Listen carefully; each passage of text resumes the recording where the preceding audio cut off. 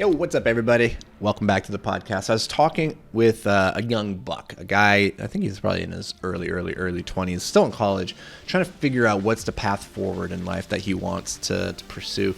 You know, the goal is always, how do I, you look up to your idols and you're like, I'm not his idol. I don't mean to imply that, but you look up to the people who are further ahead of you that maybe are some kind of mentor, and you think, I want to be where they are, but I want to get there faster, right? So one of the quintessential questions that I link with Charlie Munger in Warren Buffett is at one of the shareholder meetings, a guy gets up and he goes, well, how do I get to where you guys are if I was starting right now? And Charlie goes, what he's really asking is, how do I get to where you guys are but faster? And it's true, right? And ideally, like, if you're following the framework of the person who came before, then probably, yeah, you can do it quicker. But that is the goal, right? Like, this kid, he doesn't want to be where I'm at 39 or 40 or whatever I am now.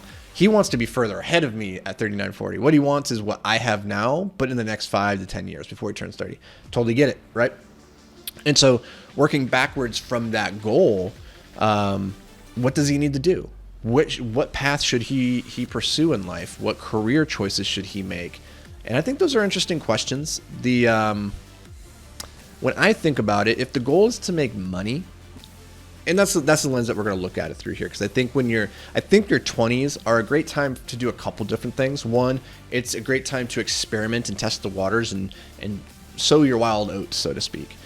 But that's what I did in my 20s, because I needed to do that. I needed to work through my shit with ADHD and my personality. I needed to go live that life, and so that's what I did with my 20s. I just went and tried a bunch of different things. I experimented in life.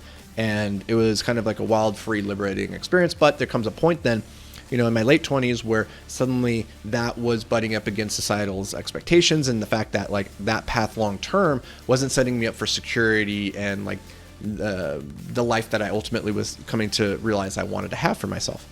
Now, the other side of that is that there's a demographic of people who aren't necessarily so much interested in going out and experimenting and living wild and free in their 20s. They're more, I don't know if fear is the right word, but they're more oriented towards how do I get ahead right now? How do I win the game? I want to get there faster so that then I can enjoy the later years. And I'm not saying like one is right or wrong, because delayed gratification is a very important skill for highly successful people. But on the other side, I think you also have to live in the moment and enjoy it. I probably lived in the moment and enjoyed it a little bit too much. But then again, like, I don't want to see people just go the Gary V route where he's like working in the back of a liquor shop for his entire 20s, never going on vacations, never living, never having good relationships and friendships and experiences. So I think there has to be a balance there. But if presumably what this gentleman's goal is to make money, his goal is before 30, he wants to be, I don't know, a millionaire, then for me, it's very clear the path that will get you there the quickest is sales. It's a no-brainer. I would go into sales, and in particular, I would go into high-ticket sales, because truth is, it is just as hard to sell a $5 widget as it is to sell a $100,000 widget.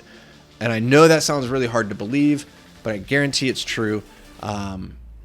And in my experience, in a lot of cases, it's easier to sell the $100,000 thing because the demographic of customer that you're typically selling to, more affluent, more okay making decisions, less guarded with their money, perhaps. I think those sales in a lot of ways can be a lot easier. So if you're going to go into sales, and the reason I think sales are so important is because you learn so many critical skills that are going to serve you well throughout life. One, everything is sales. Everything. Or even if you're not technically a salesperson, like your conversation with your loved ones and trying to make a decision about where to go out to dinner, and you want to go to Chuck E. Cheese and they want to go to Chili's. I don't know, like those are terrible examples, but you want to go to a particular place, they want to go someplace else, and now you have a sale. Now you're having a negotiation and figuring out, how do I sell Chuck E. Cheese to my partner so she wants to go there? Or when you're at the bar and you're meeting that gal and you want to convince her to go out on a date, you have to sell yourself to her in a way, right? Like, everything is sales. It's not dirty. Actually, Daniel Pink wrote a great book on this called To Sell is Human. And I highly recommend going and reading that if you have any kind of internal hangups when it comes to the idea of sales. If that feels dirty and you're like, I don't like that sounds horrible. It's a powerful reframe, because what sales really are at the end of the day for me is understanding influence, persuasion, human psychology, and communication. And those are powerful, powerful traits that will serve you no matter where you want to go in life. Like how to communicate, how to do it persuasively, how to understand the human psychology of the person on the other side. Those are things that are going to serve you incredibly well. But if you can learn those skills in a world like sales, I think you can develop those abilities much, much faster because the feedback loop in sales is very tight. You learn very quickly if you communicated this well, if you understood the psychology of the person, the avatar on the other side, if you were able to, connect with them in a meaningful way, right? You learn pretty quickly, did it work or did it not? And in all things in life, when it comes to practicing, rehearsing, and achieving mastery, that feedback loop is super important. It's one of the reasons why we don't really improve as drivers or as typists, right? I type just as fast now and just as accurately as I did 10 years ago, despite the fact that I've written millions more words. I've typed a million more words. I'm really not a better typist because I haven't had a feedback loop and tried to rehearse and practice with intention.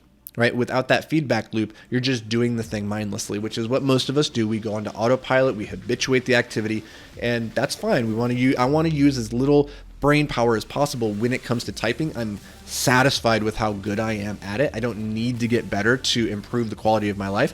And so it's not worth the cognitive bandwidth that would be required to invest into the activity to actually improve at it, right? So I don't. And that's what most of us do.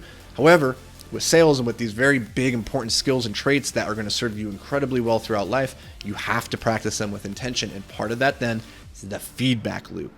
So I would go into some sort of high ticket sales, maybe become a realtor, try to sell houses and buildings, maybe get into car sales or into luxury goods sales or into medical device sales. I think all of these things can be powerful platforms for you to develop your skills at a very rapid rate. Plus side of that too is you get paid on commissions. So as you improve and you're selling more and more and more, you can make a ton of money. In fact, I think if I was starting all over, I would go into sales before into entrepreneurship and make my money there and then leverage that into entrepreneurship. Because entrepreneurship is very hard when you don't have money. It's very stressful. You're always fixated on how do I get cash flow coming in, and you're living from not even paycheck to paycheck. You're just trying to live on a shoestring budget, which can really affect your quality of life and the decision that you can make at the time. If you come into building a business already with money stocked away from something else, it's way, way easier.